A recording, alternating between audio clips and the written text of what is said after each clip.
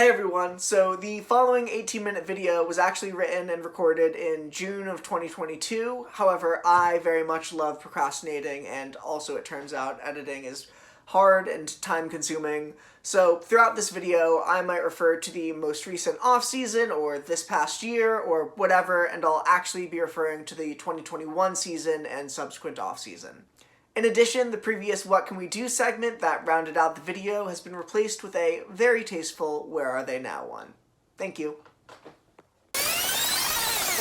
As many of you probably already know, the MLB spent about 3 months this offseason in an owner-enforced lockout, meaning that Commissioner Rob Manfred and the owners he serves had essentially locked Major League ballplayers out of the league until the Players Association agreed to their terms for the upcoming Collective Bargaining Agreement, or CBA. Now, obviously this is ironic just considering what the word bargaining means, but to be fair to Manfred, he did only claim that it was an attempt to jumpstart negotiations. But then again, to be fair to everyone else, you can't jumpstart negotiations by wasting half the time you have to negotiate. So, of course, players had their own issues for the new CBA that they saw as central to the discussion, from preventing service time manipulation and tanking to raising the minimum salary and earlier free agency. So, if the owners were the ones that were pushing the lockout, they must have had some of their own really pressing issues, right? They didn't. Based off of their own actions and statements and every other PR push they had, their entire goal was just making the players and their demands look ridiculous. And then also expand the playoffs. It's important to note with, the topic of this video that much like every CBA before this, regardless of the outcome, the minors were always going to remain unchanged due to the MLB and thus the Players Association, the MLBPA, treating them as a separate institution of apprenticeship despite the bare minimum it would take to pay them a livable wage. Because of this, it's really easy to view progress in the minors and progress with the MLBPA as working against each other, which the owners do their best to exacerbate by encouraging minor leaguers to act as scabs during any strike that actually interferes with the season, and generally painting higher pay for one as meaning lower pay for the other. However, this is something that I want to push back on. I mean, even in response to the majors only, the MLB actively sought to highlight only the best paid free agents, juxtaposing Garrett Cole's contract and Max Scherzer's car with the rights of every other ball player to take their life and livelihood where they so chose. It is in the exact same way that the MLB leverages the minors against the majors, and vice versa. Now, just to quickly situate where the minors are at in terms of labor rights and labor violations, over the last 5 years, the minor leagues have seen a codification of some of the worst labor offenses they face at the hands of the MLB. This includes Congress passing the Save America's Pastime Act in 2018, which affirmed teams' rights to pay minor leaguers below the poverty threshold, because, as the MLB argued, otherwise they'd have to cut down the minors, and who wants that when there's already so many baseball dead zones in the US? Of course, this makes it even less surprising that at the end of the shortened 2020 season, the MLB still cut a quarter of minor league baseball affiliates, taking away around 35% of potential roster slots for professional baseball players. Now, has this allowed for minor leaguers to make a livable wage finally? Of course not. Minor leaguers generally make a salary of around $7,500 per year, or barely half of the poverty threshold, and that's leaving out the extra expenses for professional athletes that include staying fit, training, and eating healthy during the off-season, all of which comes out of one's own pocket for minor leaguers. However, as of this past year, there has also been some major progress in the minor leagues, which found a massive victory at the end of the 2021 season in which they were finally guaranteed housing after decades of host families and cramped rooms with cots on cots on cots of ballplayers. I mean, seriously, let's be real. This is a horrendously low quality of life. It's overpriced with cramped housing, food choices that make it damn near impossible to eat healthy, and a boss that cannot find a balance between statements that are incredibly exploitative and ones that are incredibly cringy. Like, that's just, I guess, any company that has a public-facing boss, but still. So, as we enter the first years of this new CBA, in a moment when the US is seeing an influx in workers exercising their collective power, from Kellogg's workers, to nurses, to minors, and to the minors, I wanted to take on the history of organizing in baseball and how the minors have been shut out, seeing little to none of the benefits of their major league counterparts, and allowing for the owners to keep their leverage and lower any level of risk they might take on. While for the newer generation of baseball fans, the MLBPA may not seem like a given or essential part of the baseball infrastructure, Over the last century, it has been absolutely central to the progression of the game. This story begins all the way back in the 1880s, and what better frames a 19th century narrative than a stereotypical monopolistic antagonist? I bring you Albert Spalding. Though Spalding was a player-manager from 1871 to 78, this was hardly what he was known for. Yes, man of the people and inspiration for leathery orbs worldwide, Albert Spalding was most known as a baseball executive in the National League, after leaving behind the Boston Red Stockings in 1876 for the White Stockings of Chicago, where he became the centerpiece of the formalization and structuring of baseball in the U.S., bringing together a few decentralized leagues under an outlined set of rules and regulations. Of course, central to this professionalization was its exclusionary nature, only seeking to bring in financial gains for the owners, as Spalding, ever the responsible capitalist, worried that professionalization of the role of players could open it up to anyone, and I quote, without regard to his race, color, previous condition of servitude, or gender, as long as they had skill. And what matters less to the integrity of the game than how one plays it? This, of course, was due to, and I quote again, the class of players and their tendency towards intemperance and excess leading to drunkenness and bummerism. I mean, honestly, these are from Spalding's official league books at the time. So when I say early baseball, the capitalist enterprise that it was, began with racism, sexism, and classism codified into the game, I mean it. He was saying it's a game, not a job, a century and a half before Laura Ingraham was saying shut up and dribble. Integral to Spalding's formalization of the league was a set of rules and regulations that sought to maintain strict control of players and their actions both on and off the field, with a particular emphasis on disciplinary systems that gave a club full power to,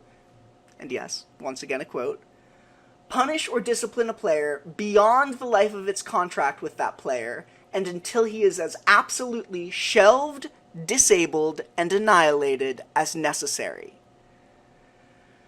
This also included a strict and incredibly low payment structure, and most importantly, a reserve clause that prohibited freedom of movement for players, binding them into what was essentially indentured servitude for a club until that club so chose to terminate their relationship with said player. Also as part of the formalization process was the assignment of the Northwestern League to the minor league status as part of the 1883 National Agreement, allowing them a lower minimum salary than the NL and American Association, while binding them all together in terms of player treatment, outside of wages, of course, and, again, in terms of the reserve clause. So, when Spalding began a charge to cap player salaries, a group of players led by James Montgomery Ward established the Brotherhood of Professional Baseball Players. Ward, a Columbia Law grad and staunch union supporter, officially established the Brotherhood as a union in 1885, before successfully convincing enough stars across the league to secede from the MLB in 1890, establishing the Players' League, which featured 8 teams spread across the East Coast and Midwest, with a focus on player ownership and operation and fair revenue sharing with the people that make the game work. Of course, Spalding, at the head of the National League and the tactical genius he was, went into immediate action, using his very nuanced tactic of shoving money down the throats of any teams in direct competition with the Players' League, scheduling games in the same cities at the same time, and investing in publicity, knowing that their incomparably deeper pockets would be able to outlast the Players' League in spite of the talent gap. Ultimately, the Players' League was only able to last for a single season before they were forced to return to the fold. Player-turned-lawyer David Fultz's founding of the Baseball Players Fraternity in 1912, which reached over 1,000 players by 1914, featured much of all 3 major leagues and much of the minor leagues. Now, by 3 major leagues, I mean to include the Federal League, which was birthed in 1912 as a minor league before quickly switching over to claim the title of the Outlaw Major League, using their lack of restrictions on players to steal away countless stars. However, the fraternity, which Fultz insisted was a professional association, separated itself greatly from the Brotherhood and their disruptive union tactics of strikes and player ownership. This resulted in important but structurally insignificant changes in teams' ownership over players, with the signing of the Cincinnati Agreement, which included things like requiring teams to pay out the entirety of an injured player's contract. Yeah, prior to this, they didn't actually have to honor contracts, while elements like the existence of the reserve clause remained supported by Fultz. The fight was further hardened when the Federal League, easily the most pro-player of the leagues, folded in 1916, going to court only for the Supreme Court to affirm MLB's right to monopoly, completely taking away the small labor leverage they had and giving the owners more than they could have ever asked for. This refusal to exercise their main bit of leverage, their labor, alongside the expanded intra-league solidarity allowed for ownership to drive a wedge in their ranks following a failed battle to make clubs pay for travel and meal expenses for minor leaguers. By the time Fultz came around to actually striking, by 1917, he had lost the faith of the fraternity members, and all strike plans fell through after the National Commission formally rescinded the Cincinnati Agreement and the progress Fultz had made over the last half-decade, taking a strict stance against organizing. So, learning from these mistakes, the 1946 American Baseball Guild put labor lawyer Robert Murphy at the forefront of their fight, threatening unionization and more unless the owners capitulated to their demands of a higher minimum salary, a substantive pension program, and an end to the oh-so-famous reserve clause. Although his pushes for strikes ultimately failed, thankfully the MLB-focused demands, alongside the threat of organization, forced the owners' hands with raising the minimum salary and establishing a pension program, marking an important victory that led up to the modern era of Major League Baseball organizing. The American Baseball Guild's exclusion of the minor leagues, however, set the stage for the makeup of labor relations in American baseball moving forwards. Central to this was the complete renovation of the minor leagues, which began in 1919 with owner and total fat cat Branch Rickey's creation of the multi-team farm system we see today, wanting a storage area to leave minor league players until they, quote, ripened into money, without requiring a sincere out-of-pocket expense for him. Beyond giving the Cardinals a prospect pipeline, the farm system very importantly took a massive amount of insecurity off of the shoulders of the owners in a few very important manners. One, in terms of severe injury or suspension, it allows for teams to have ownership over a large pool of replacements. And two, the reserve clause, alongside the threat of replacement, allowed for Branch Rickey to force major leaguers into absurdly low salaries, as expressed by Hall of Famer and Cardinal great Eno Slaughter. And also Brooklyn Dodger Eddie Stanky. And also Dodger prospect Chuck Connors. And also a shit ton of the baseball media. So, after the notion of the farm system swept the major leagues and saw the size of the minors grow dramatically, the decision to organize the guild as an exclusively major league organization, one, makes a little more sense as they're no longer just doubling the pool of players they're representing, but expanding it massively. And two, unfortunately reinforced the notion that the minor leagues were something that could be leveraged against the major leagues, and that the expectation of minor leaguers to accept lower pay was a necessary, if unfortunate, side effect of ensuring major leaguers were treated properly and paid their worth when it comes to the massive revenue of the league. It's also important to note that from the inception of Rickey's farm system, people were speaking out against the abuses it allowed against minor league players, with David Fultz actually returning to organizing post-World War I to, unfortunately unsuccessfully, try to push against this reorganization of the league. Of course, the gap between the two levels was made official with the establishment of the MLBPA around a decade after the Guild's success. Unfortunately, the early MLBPA modeled their look much more after the fraternity's association status than the Guild or even the Brotherhood and their union strategies. Quickly establishing itself as a pro-owner, anti-union, and anti-organizing association, with the owners successfully pushing for this creepy puppet, Robert Cannon, to serve as the MLBPA president, and ultimately the executive director. His major bargaining tactics included telling Congress the players had it so good they didn't know what to ask for, and making no demands, no public statements, because he trusted the owners to do what was right. Unsurprisingly, this failed to win the hearts of the players, as he continuously undermined their demands and complained of them always talking of money. Even their victories tended to keep leverage in the owners' pockets, including winning arbitration in 1964, which, while better than making a minimum salary, was and is still a privatized system that vehemently favors the owners, who have the choice of which arbitrators they do and don't like for the upcoming off-season. However, it was only a few short years later when the era of Marvin Miller began. You see, Miller, the former lead negotiator for the United Steelworkers of America, was elected executive director in 1966 despite every bit of owner protestations, immediately getting to work tackling an improved pension plan and creating the first basic agreement in American sports over his first 2 years, before turning to the central enemy of professional baseball players, the reserve clause.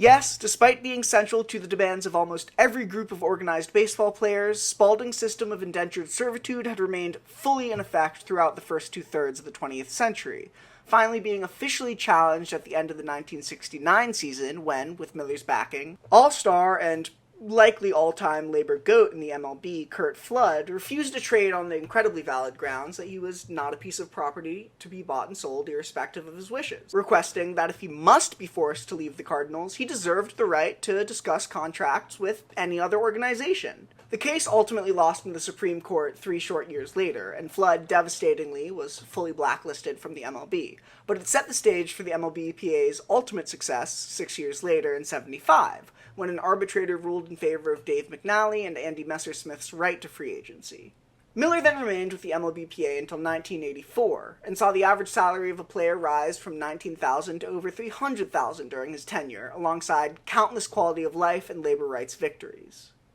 So, while the 70s and on marked a new relationship between Major League ball players and the MLB, with players' salaries rising to a rate higher than inflation and relatively on par with rising revenues over the next few decades, the minors saw their real income go into freefall. Using 2017's inflation numbers, by level, minors saw their salaries fall anywhere from 60 to 75% from 1950 to 2017, and the average salary, which was already around poverty levels in the 60s, dropped well below the poverty threshold in the 90s and has not looked back. Thankfully, though, people are doing something about it, getting organized on some level, or rather on many levels, from rookie ball to AAA.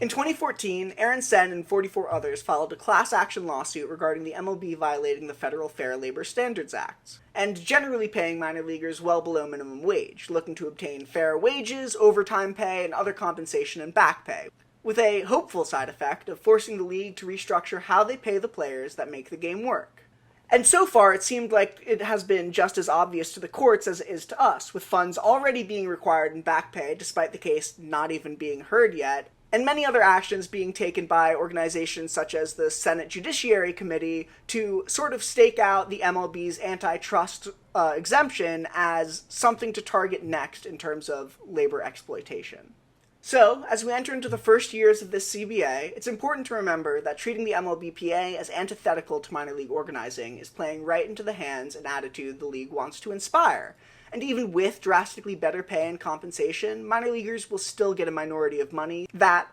absolutely pales in comparison to the owner's revenue. Over the last 2 decades, the average franchise value has grown more than 6 times over, while player salaries have barely doubled, which doesn't even include the active revenue owners take in. All signs point to this trend continuing as the pandemic suppressed player salaries and owners' pockets grew. So, for all of you in Jeff Passan's mention saying rich players argue with rich owners and only the fans get hurt, remember that one group of those rich guys is way richer than the other, actively lies about it, and has 0 skills to contribute on the diamond. Now, the minor leagues are incredibly decentralized, and while this hasn't prevented organizing from successfully taking place, it has drastically confined it, whether that be with class action lawsuits contained to the California League and some others on the West Coast, or the team-specific protests from this year. Now, the obvious conclusion is discussing where we can go next.